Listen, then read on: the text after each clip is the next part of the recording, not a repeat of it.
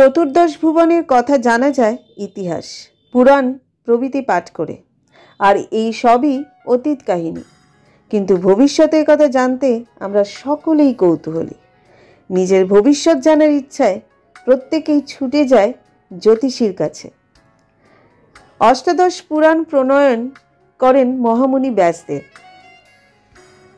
নৈমিষারণ্যে শৌনকাদি 60,000 মুনির সামনে প্রথমত লোমহর্ষণ মুনি সেই সব পুরাণ কথা বর্ণনা করেন। লোমহর্ষণ সুতের মুখে পৃথিবীর আদি বৃত্তান্ত পুরাণ ইতিহাস বিশদভাবে শুনলেন শৌনকাদি মুনিগণ।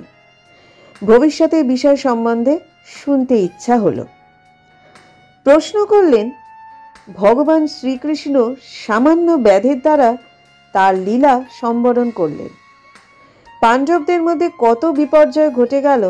তারা পরীক্ষিতকে পৃথিবীর পালনের ভার দিয়ে মহাপ্রস্থানে গমন করলেন। ব্রহ্ম শাপগ্রস্ত হয়ে সর্প দংশনে মৃত্যু হল পরীক্ষিতের। তার পুত্র জন্মজেয় রাজা হলেন। তিনি সর্পনিধন যজ্ঞ করলেন। সে যজ্ঞ আস্তিক মুনির উপদেশেও সমাপ্ত হল না। এরপর শৌনকাদি মুনিগণ জানতে চাইলেন ত্রিভুবনে কি ঘটনা ঘটবে, সৃষ্টি কিভাবে চলবে। মহামুনি পরাশরনন্দন বেদব্যাস ত্রিকালজ্ঞ দিব্যদর্শী, অসীম আনন্দ জ্ঞানের অধিকারী। দিব্যদৃষ্টি দ্বারা ভবিষ্যতের সকল বিষয়ে অবগত হয়ে তা জানিয়ে দিলেন তার শিষ্য লোমহর্ষণকে। শৌনকাদি মুনিগণের কৌতূহল মেটাবার জন্য তিনি সেই ভবিষ্যতের কথা বলতে শুরু করলেন। ভবিষ্য পুরাণ সেই সব কাহিনীতে ভরা। দাপর যুগের শেষে জাতবরা অত্যাচারী হয়ে ওঠাতে কৃষ্ণ নিজে থেকেই যদুকুল ধ্বংস করলেন। গান্ধারীর অভিশাপ বাক্যকে সত্যে পরিণত করলেন। অবশ্যম্ভাবীকে কেউ রোধ করতে পারে না। বর্ণাশ্রম ধর্ম বলে কিছুই রইল না।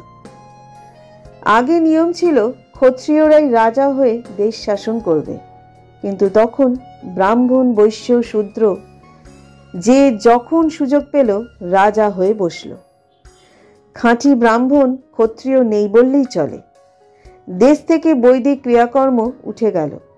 ব্রাহ্মণেরা যাগ যজ্ঞ ছেড়ে ব্যবসা বাণিজ্য চাকরি বাকরি করছে।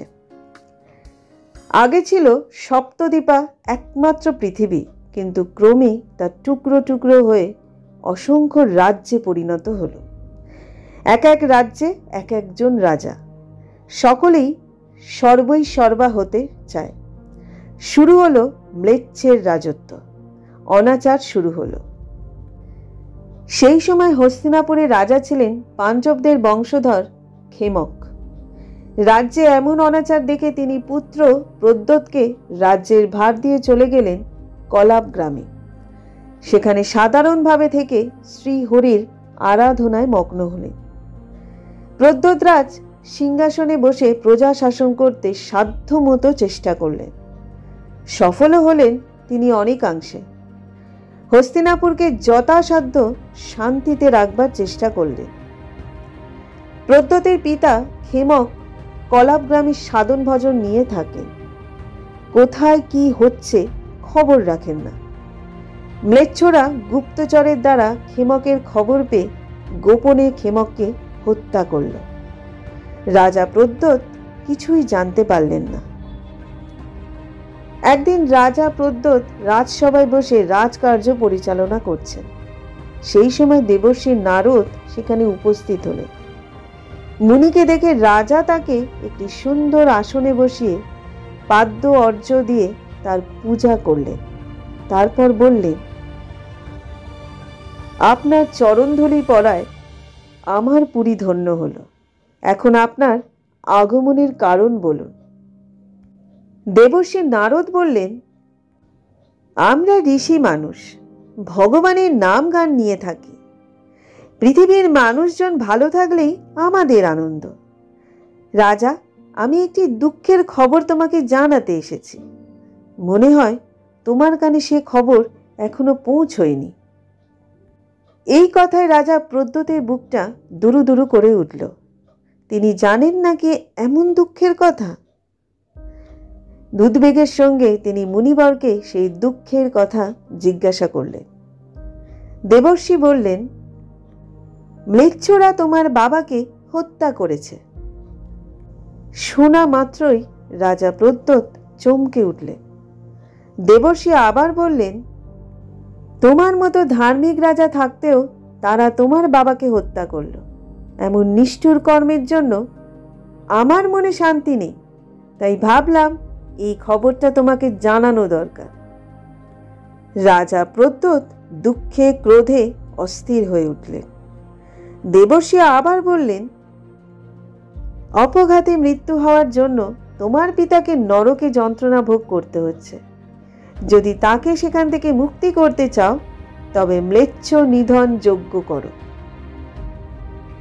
এই কথা বলে দেবর্ষি নারদ রাজার কাছ থেকে বিদায় নিয়ে বীণা বাজাতে বাজাতে চলে গেলেন।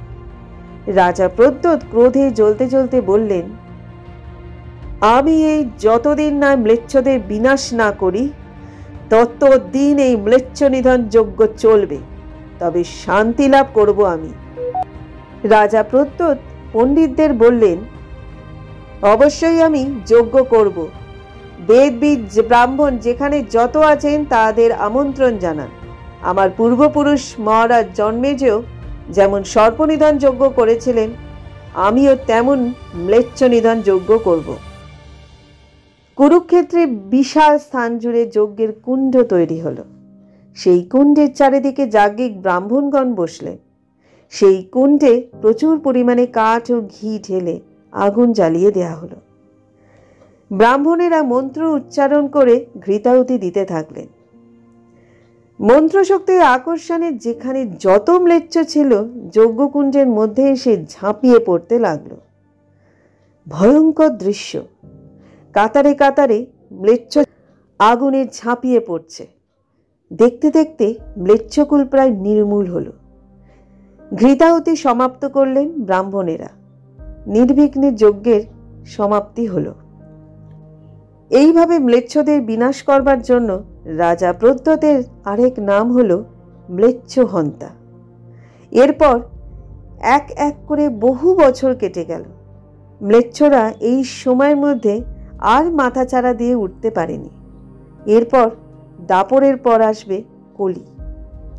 ম্লেচ্ছ ধর্ম, ম্লেচ্ছ কর্ম, ম্লেচ্ছর আচার সব কিছুই কলিতে হবে। বিধাতার নিয়ম অনুসারে এইভাবেই পৃথিবীতে আসতে হবে কলিতে।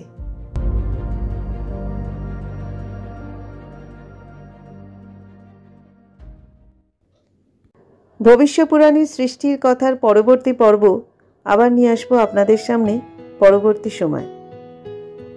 আজকের মতো বিদায় নিচ্ছি। সবাই ভালো থাকবেন, সুস্থ থাকবেন এবং অবশ্যই সুরক্ষিত থাকবেন।